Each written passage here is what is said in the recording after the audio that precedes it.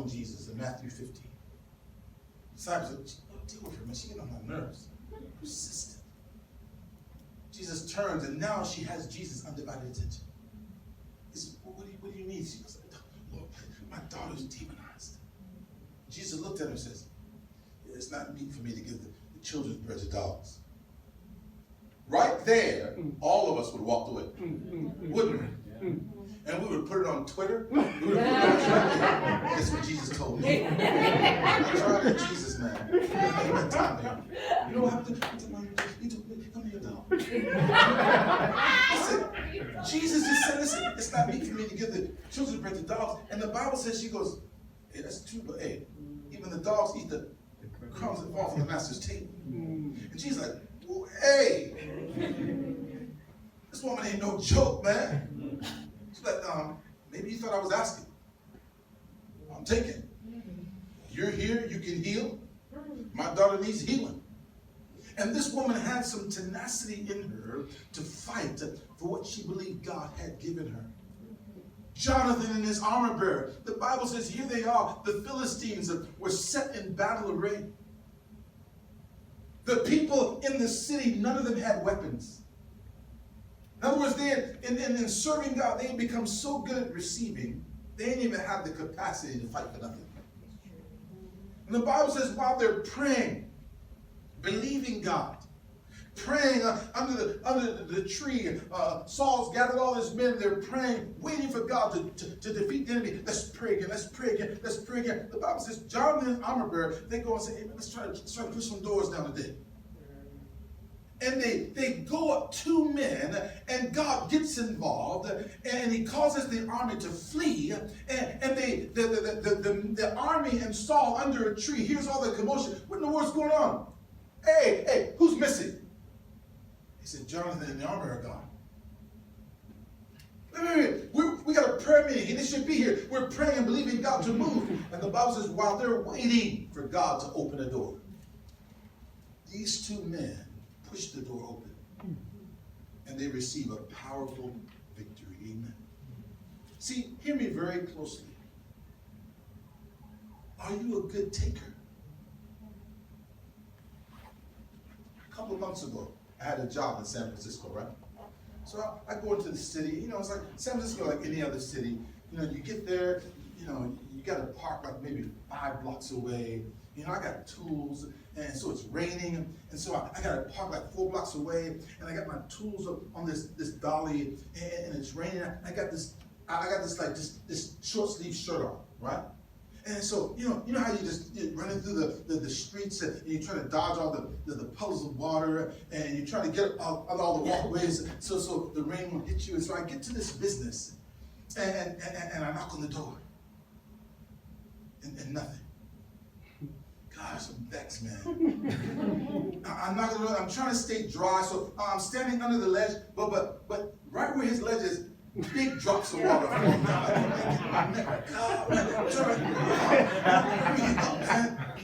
So while I'm waiting, right, I'm getting vexed by the minute, man. My tools are getting wet. I'm getting wet. I don't really know what to do. And so this car pulls up. This live car pulls up. And it hits a puddle and splashes. I move out the way.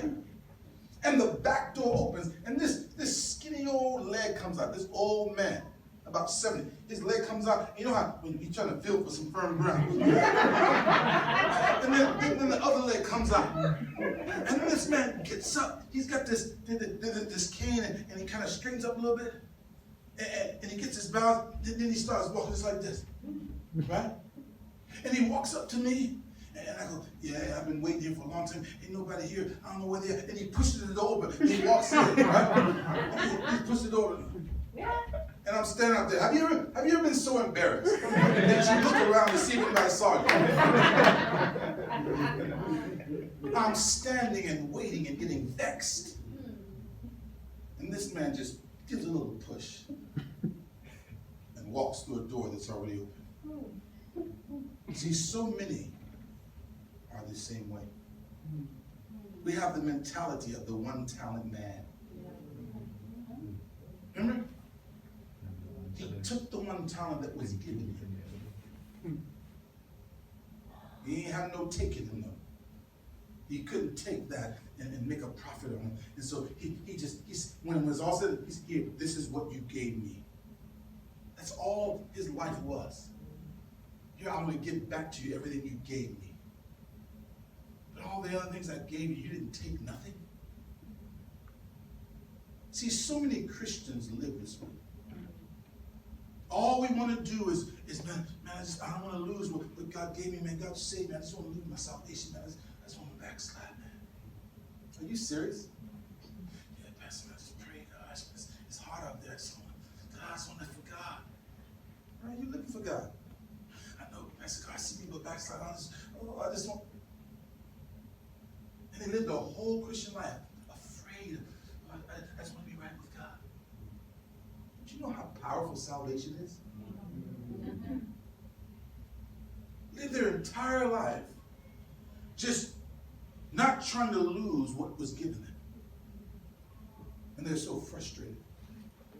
Remember the prodigal son's brother? Remember the elder brother? Remember the prodigal son, he goes to his dad, said, Dad, give me my inheritance. He goes, wastes it all. He's feeding pigs. And he comes to himself, man, I need to go back home where I belong. And he comes back home, and his dad is overjoyed. Remember, they have this huge party. They kill the fatted calf. He puts the robe back on him, shoes on his feet, ring on his finger. Man, there's a celebration. The whole ranch is celebrating. The Bible says the older brother is coming back home. He's been out working on the ranch, and as he's walking up to the house, he can hear the music, he can hear the festivity. Like, man, what's going on? Man, one of the servants is running about. Hey, man, your brother came back. Hey, we're going to have fun tonight. My brother. He don't even call him his brother. You my father's son. It's a whole different sermon. The Bible says in Luke 15, I want you to hear what this says. Verses 28 through 31. He was angry. He would not go in. Therefore came his father out and entreated him. And he answering said to his father, Lo, all these years I served you. I didn't transgress at any time your commandment. And yet thou never gave me a kid that I might make merry with my friends. But as soon as this thy son was come, which had devoured thy living with harlots, thou hast killed him the fatted calf. And he said unto him, Son, thou art ever with me, and all that I have is yours. Did you hear that? He says, come on, son, let's come in and celebrate. No, I ain't celebrating. Dad, I've been serving you all these years. I've been faithful. Man, when other people have left, I've been there. People have spoken ill of this and that in your kingdom. But man, you know how hard it is sometimes? I was faithful though. I kept with it. I've been serving you for 5, 10, 15 years. And you never gave me the fatted calf. You know what the father said?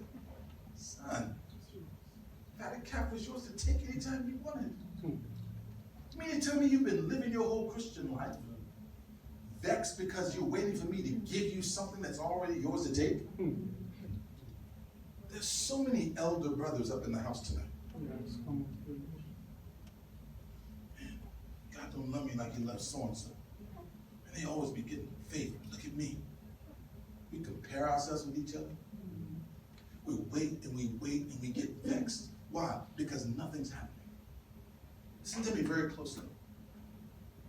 Is your mind right?